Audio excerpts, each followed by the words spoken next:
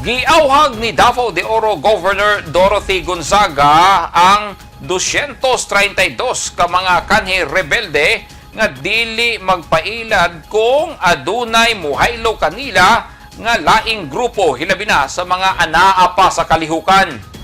Nasulti kini sa gobernador atol sa presentation ceremony sa mga kanhi rebelde sa 10th Infantry Division Philippine Army kagahapon Pebrero 6 nga gitawag na og Friends Rescued. Sumala ni Gonzaga, mangayo dayon og tabang sa mga otoridad aron ma-assess og dili na mahaylo og balik nga magtago-tago sa kabukiran o ginaluto sa mga sundalo.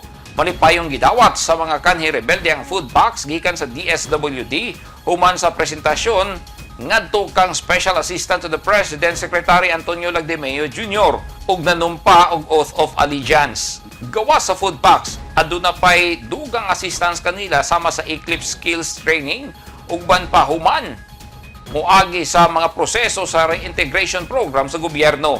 Gipasalamatan ni Governor Gonzaga ang security sectors sa ilang pagpaningkamot aron masustener ang kalinaw sa probinsya. May tambong sab sa aktibidad ang ubang opisyal sa gobyerno sa probinsya, lakip na si Mindanao Development Authority, Kunminda Chairperson Secretary Leo Magno, mga representante gikan sa PRO11 o mga local executives gikan sa Davao del Norte, Oriental del Sur, Agusan del Sur o Cotabato Province.